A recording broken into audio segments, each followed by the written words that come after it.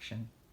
Hi, my name is Sharon Powell, and I'm making this YouTube video to help families communicate better with their loved ones that are in the hospital during COVID, whether they have COVID or not.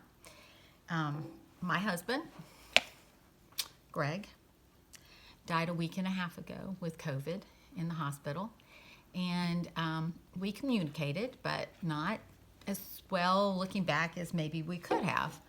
So I just want to give people a few pointers to make that time in the hospital, which is very difficult, better, a little better for both of you. Okay, Sharon, can you tell us what's the first thing you would think about when your family member got sick with COVID? Okay, I believe the first thing you should do when a family member gets COVID is to call the different hospitals in your area to just see what their visitation what visitation they allow with people in that hospital, whether they have COVID or not. Your family member may not get that sick, but if they do get that sick, you need to know where to take them, whether they will allow any visitation, whether they'll allow visitation when it gets serious, maybe the end of life. You need to know those things because those are important. What kind of things would help you to communicate with what did you learn that would help you communicate with your loved ones better than maybe what you did with Greg? Okay, well, you need to understand that when someone has COVID, my husband was really sick. I kept him home for about 10 days, and then he developed bacterial pneumonia. So he had a really hard time breathing and keeping his oxygen levels up. So when he was in the hospital, anything he did caused him to not breathe as well. So I kind of didn't text as often as I thought because it took him a lot of energy to text. He, because of how he breathes, he had to wear a mask over his face and he couldn't wear his glasses. So he couldn't read his text well. He couldn't text well. So I feel like the most important thing that I could have done is to send him audio messages, through your text. It has a little button that you can hit and you hold it and you make a little audio text. So he doesn't have to read it. He can just listen to it. He can listen to it over and over and over again. Also, we didn't FaceTime message until a couple of days before he died. So those were good. And the thing about it is the nurses helped him with that. So he could see me, I could see him. I could have sent him pictures of me, which I didn't. Also, you could have a few trusted friends or family members who could once a day or twice a day send him audio scriptures, audio songs, short, something he could listen to, something very uplifting. The thing that everyone needs to avoid is asking him questions. Don't ask your loved ones, how are you doing? Are you better? What's the plan? What's the recovery time? The patient doesn't know those things. And COVID is so irrational, so unpredictable that they're not going to have those answers. You need to call the nurses and doctors to get those answers, not your loved one. So if you need to tell other people who are not close to him, please do not text him, because people would text him that were not good friends who would ask ridiculous questions and he told me, he said, I'm so tired from these texts. He had to be super still in bed. So, you pick out a few people who will lift him up. Say a prayer for him. Sing him a song. Some of my grandkids sent jokes to him, and that was sweet. But we didn't communicate as much as we should have. Well, Sharon, how do you keep people from texting him? What would be your suggestion? How would you do that? Well, I think he actually told me that some people were texting him who were asking, how is he and everything. So I found their numbers and I just texted him and said, please do not text Greg. I said, he is very sick. You don't understand how sick he is. You're taking all his energy away from him breathing. So actually people respected that.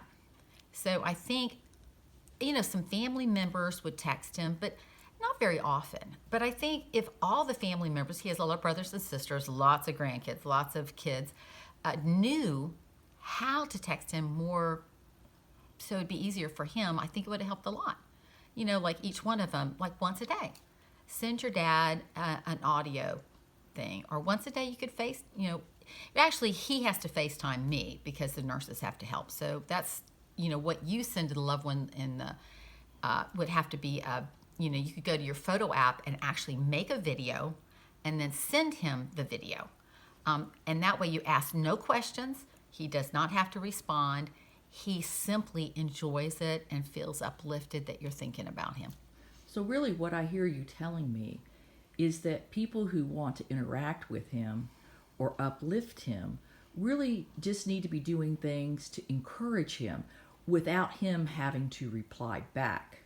Correct. Now, the people that want to interact with him, say the wife or the son or daughter, you could do FaceTime with him, and then that would require a little bit of help, maybe from the nurses, if he's having problems with that. But it still would be a lot less energy than texting. Right. So they, like the children and other people, family members who want to FaceTime with them, probably the best idea would be for them to call the spouse at home and say, hey, I really want to FaceTime. So I can tell him, the patient, hey, your son would really like to FaceTime with you. And then he can ask the nurse to help him, and he can FaceTime them. Because, yeah.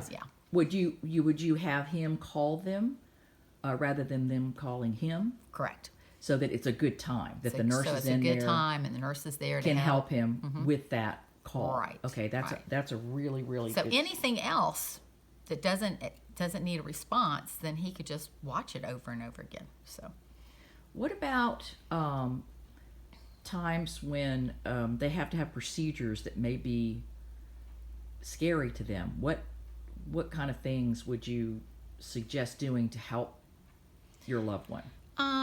Well, I mean, he did have to, have some things done that probably the scariest thing was he had to actually go on a ventilator. He had struggled for 3 weeks. He was very, very tired. And I know he was scared about that because that's all you hear is bad things. But the ventilator can give the patient time to the lungs to rest, to recuperate and everything. So, you need to let, the nurses there were very good. They really encouraged him and said, being on a ventilator is not the end. You can recover very well from being on the ventilator. And you need to communicate very well with the nurses and the doctors. They are there to take care of your husband. And they took care of my husband very well. I mean, he told me I'm being very well taken care of. As much as, we'd never been in the hospital apart. So that was hard. But when we came to the hospital, the nurses had tears in their eyes. The doctor had tears in their eyes. They care. They care a lot. So it was still hard, but knowing they care was huge for me. What would you say to the family members, the close family members like wife, children, if they're trying to get information from physicians or nurses, what kind of questions would you ask them? The first thing probably is, what's the plan? What are you planning on doing? Is there a plan? Every day I would say, how's his oxygen levels? And, figure out the jargon that they use and ask questions. If they give you some kind of terms you don't understand, say, what does that mean?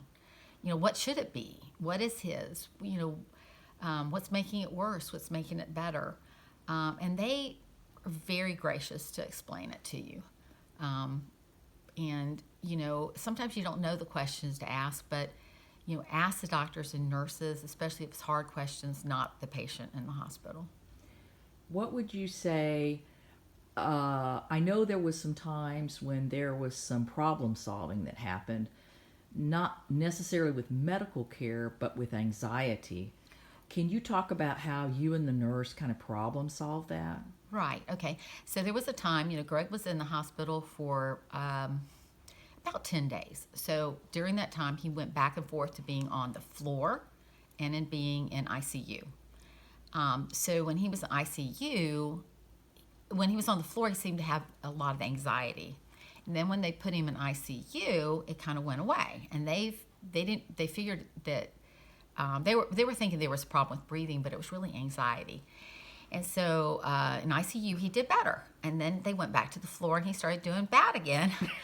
And I said, well, if he's anxious again, I said, have you thought it's because he's in a room that's closed with the closed door and everything like that? I said, I think in the ICU with the glass wall, that he could see the nurses, people walking around, I think that helped. So the nurse on the floor goes, we have a room on the floor that's like that. It's not being used. It's kind of like an ICU room. So they took the time to put him like almost immediately in that room. And Greg said it was so much better. He felt so much more a part of what was going on. He didn't feel so isolated, because isolation is hard when you're alone there in the hospital. You have the nurses and you have the doctors, but it's not a family member. One thing that is really important is to keep people connected with their families. Sometimes with photos, also with video, as you talked about. But can you share a little bit about how it kind of a funny, inventive way that you figured out to share photos? Okay. Well, I asked one of his nurses, I said, could I send photos to him that you could give to him, like print out? And she gave me her personal email. And I sent some pictures. I tried not to send too many. We've got a lot of grandkids, so I tried to send not too many. And so then she told me when she got them, It's right here. It's right here. Okay, she took, I guess this is just a stiff paper bag, a gift bag, and she took the time and took the photos and taped them on the bag. And so what this does for the patient is Greg could turn it around and he could look at all the pictures. And what it did for the nurses is, here it's in a paper bag form, so if they had to, they could fold it up if they went from room to room. There's nothing that's going to break. A frame's not going to fall on the ground. It's not something irreplaceable if something happened to it. It helped the nurses see his family, made him more real. He's just not this sick person in the bed. He is a papa to all these kids. So COVID's been around a long time, and I'm not thinking that I've ever seen this before. So we really appreciate Stacy doing this for us. And so I think this is a great idea. Now, the thing about it is, if your hospital allows you to drop things off, our hospital, I just asked, can I leave things at the front desk to be delivered to him? They did allow it. Like I said, the nurse made this, but my daughter dropped off balloons. I dropped off shaving stuff and different things. So it just depends on the hospital. So you just need to ask. I never assumed they could take anything because it's not sterile or something. So each hospital is going to be different. So if they don't allow you to drop off things, ask one of the nurses to do this for you. But also, it would be easy for people to make those and drop those off. Right. And it wouldn't take up the nurse's time. Right. But it needs to be the wife or the spouse, just one Right. person. One person to do that. And that way you don't have to worry about losing your photos either, because they're copies. They're copies. And another thing we haven't brought up is we had a lot of people send him a lot of cards to the hospital. That probably wasn't the best idea, because if your patient's not extremely sick, Greg was extremely sick, and he had to have 100% oxygen the whole time he was there. I mean, he was sick. So he wasn't able really to open the cards. The nurses were busy with him. So probably the better idea would be to send the cards to the spouse or family member who's, the main caregiver. And then, like, I could have opened them, videoed the card, read the card to him, so he would have a little video card. That's a much better idea than sending them to the hospital, the cards, because, you have to gauge that. If they're not extremely sick, then the cards might be okay. But people could send cards and then the next day him be extremely sick. So it's ever changing. Every single day, it was like a yo-yo. Just purely a yo-yo. So you just kind of have to go And can you with the talk flow. about how this COVID has affected not only COVID patients, but if you have a patient that's not a COVID patient, how that is impacting Yeah, I think patients? even patients now, the COVID patients, are a lot more contagious, but I think everybody else in the hospital, I don't think they get visitors either. I mean, I don't know what the policy is, and so I guess before you go in the hospital with anything, ask, am I going to be able to visit? What's going to happen? Um, because when we went to the hospital, it was pretty empty. There just wasn't anybody around. I think they're just so fearful of people getting COVID that they're just, just, and, things may not be the way you want them to be. The rules may not be the way you want them to be, but they are what they are right now. So you need to deal with encouraging your loved one in the hospital the very best you can, and that's all you can do. I want you to just say a few words of how your end of life experience with Greg, what that meant to you, being able to be with him and uh, spend time with him, and just your experience with that. Okay. Well, at the hospital he was in, they allowed us, he had had a really bad episode and they didn't really feel like he was going to recover. So they let my sister and I sit in front of the glass wall in his room. And the chaplain came and asked me, what do I need? I'm like, I need to touch him. I need to be there with him. And he was in a coma because he was on the ventilator, so he wasn't awake. But that didn't matter. So they finally let me gown up, mask up, double mask up, and everything, and go in there and be with him. And I got to be with him about an hour before he died, and that meant a lot to me, because I could talk to him, I could touch him, I could. It was one-sided, but I was still there, and I have to believe he could hear me, and so he was just. I could. I think it's important for me. I could visually see how very sick he was, and it made me realize that it was just he fought hard, and he just couldn't fight any longer. So And did you find it helpful because you realized how hard everybody around him was fighting for oh him? my goodness, yeah, the nurses and doctors, they did everything they could to keep him off the ventilator for days and days and days, and to see the nurses work, to see the nurses help him, work on him, that gave me peace. I just feel like they did everything they could. One of the nurses said on the floor said, they work just with COVID patients, said it's like Groundhog Day here. Every single day is the same, just with different people.